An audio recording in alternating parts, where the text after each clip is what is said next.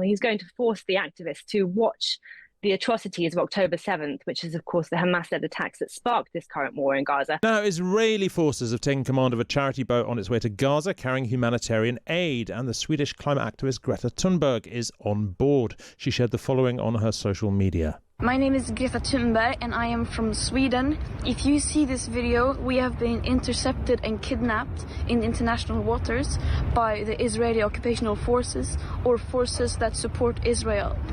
I urge all my friends, family and comrades to put pressure on the Swedish government to release me and the others as soon as possible. Well, Gabrielle Weiniger is a Tel Aviv-based correspondent, and she joins me now. Gabrielle, hi. Hi. Thanks for being with us. What do we know about where this yacht and indeed the people on board it now are? So I'm hearing now from Israeli sources that the boat or the yacht has been commandeered and taken into Ashdod, which is a port in southern Israel. And it has, in fact, docked. That's, within the last half an hour or so. We know that it was boarded by Israeli special forces, by commandos, around Port Said, which is about 110 nautical miles away from the Gaza Strip, away from the target of their pilgrimage. What we just heard from Greta kind of showed that the activists on board, there were 12 of them, were preparing to be intercepted by Israel and really knew that their mission to Gaza, to bring humanitarian aid to Gaza and to raise awareness of the plight of the Palestinians who have been under blockade for for over a decade, in fact, but a trickle of aid has begun to come in since March.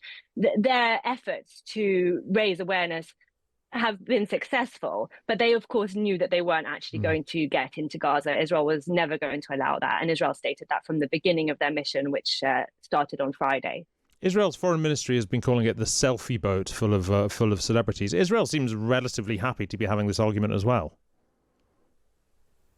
Gabrielle. Yeah, I think they wanted to show, for Israel, it's a way to show how the international media, how pro-Palestinian activists, particularly Europe, is against Israelis.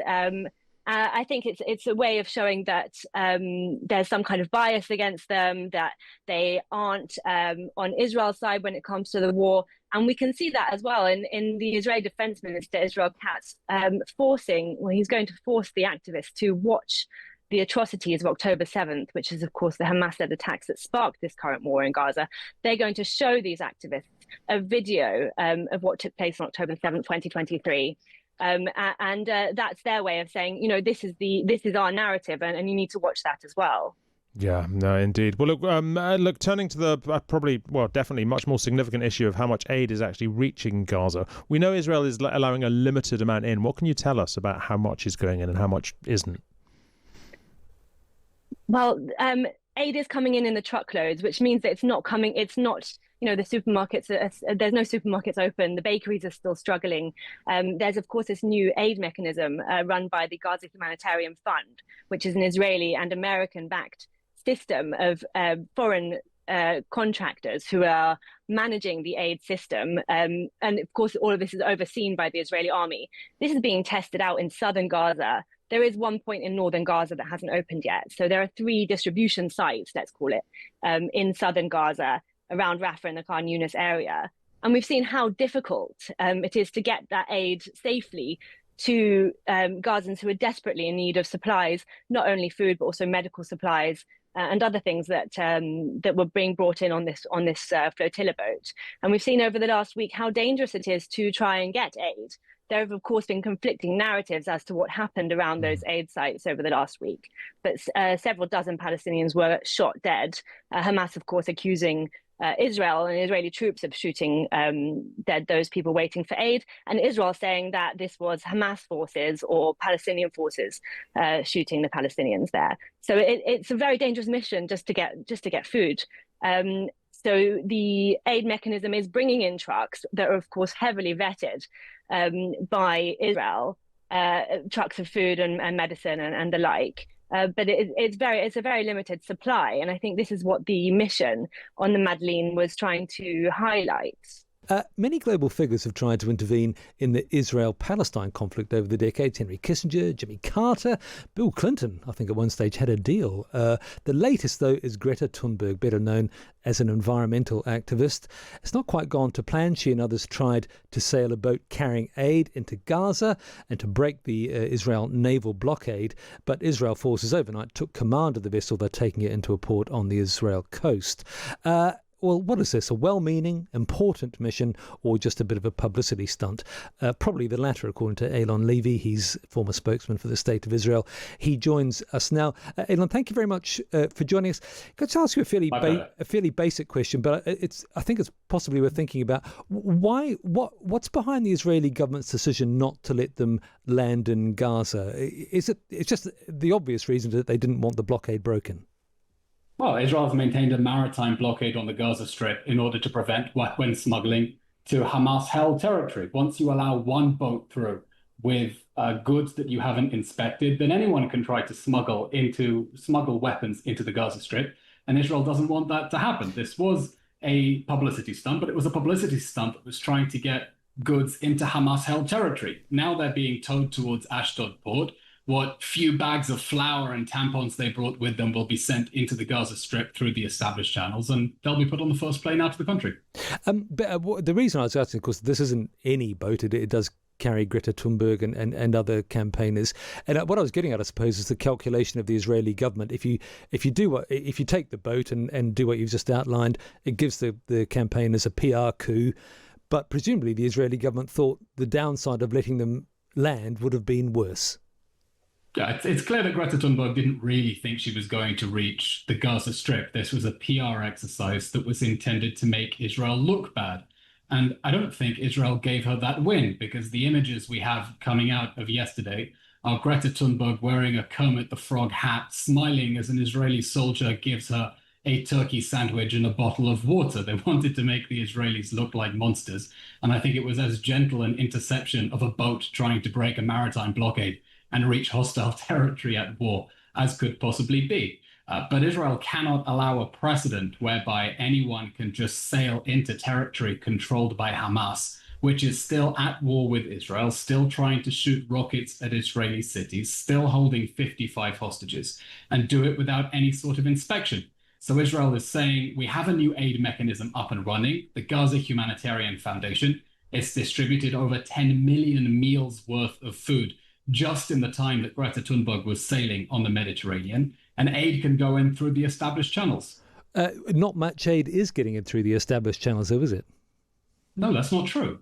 The Gaza Humanitarian Foundation has distributed over 10 million meals worth of food in the Gaza Strip, and it's giving it free of charge to people who are at times astonished that they're getting food for free, because so much of the humanitarian aid that went in got intercepted, whether by Hamas or other criminal elements, and ended up being sold to them at extortionate prices on the market. What Israel is trying to do now is to balance the humanitarian needs of the population, which are real, with Israel's security needs, which are that Hamas shouldn't be able to intercept aid in order to continue financing its war machine. The pilot has been expanding beyond the initial distribution sites to other direct distribution to communities, making sure that people get the aid they need and that Hamas can't steal it. Well, just to go back to Greta Thunberg and her boat, on the PR front, though, won't her followers now, maybe this was always going to be the case, will believe her version of events and what's going on Gaza, and by taking the boat, you do give them PR own goal. I think really you do give them a PR goal. You said that the pictures that came out actually favoured the Israeli state. But I think Greta Thunberg will portray it differently. Of course, and she has a cult following that will follow her whatever she says. But imagine the alternative. Imagine that she had been able to sail into the Gaza Strip, and Hamas, which has put on those very effective hostage parade ceremonies and knows how to create spectacles for the camera, had been able to stage manage some sort of heroes welcoming for her inside Gaza as she arrives with a few bags of flour. I think that would have given her a much bigger PR victory. And so having to choose between various bad options, Israel decided to intercept the boat in the most peaceful way possible, drag them towards Ashdod port, where they are apparently going to be required to watch footage of the October 7th massacre to remind them of the terrorist entity that Israel is at war with, and deported. Well, the other reason for intercepting, though, is that you didn't really want Thunberg and the others to show what was really happening in Gaza. No, Israel does not want the maritime blockade that is intended to prevent weapons from reaching a jihadi army at war with us to be broken. That is the reason for the maritime blockade, because the Gaza Strip, territory on Israel's doorstep, is controlled by an enemy regime that has been at war with us since the massacre they committed over 600 days ago. And Israel doesn't want them to be able to smuggle weapons by any way, by air, land, or sea. But you're not suggesting that Thunberg's boat was a serious attempt to break the blockade. It's one vessel, civilian vessel, UK flagged, carrying some token aid. Right, of course. It was a symbolic PR stunt that its declared goal was to break the blockade. But you and I both agreed that was never going to happen because Israel couldn't allow them to break the blockade in order not to create a precedent that anyone can get on a boat loaded with whatever they want, including weapons for Hamas, and sail into Gaza. It's important that this war be brought to an end, and it'll be brought to an end by making sure that Hamas is starved of the weapons and resources it needs to continue waging this. What's you sort of touched on it earlier, but what's likely to happen to the people on the boat? Israel's defense minister has instructed that they watch the 46 minutes of atrocity footage from October 7th, the same footage that was famously screened to journalists soon after the massacre. That will remind them of the barbaric enemy that Israel is fighting against, remind them that contrary to their outrageous allegations of a genocide or whatever, that Israel is fighting to bring justice a terrorist regime that burned whole families in their homes, massacred Israelis at a music festival, is threatening to do it again. And then I expect they'll be put on the first plane out of the country. Will they have to watch it before they're released? That is what the defense minister has said.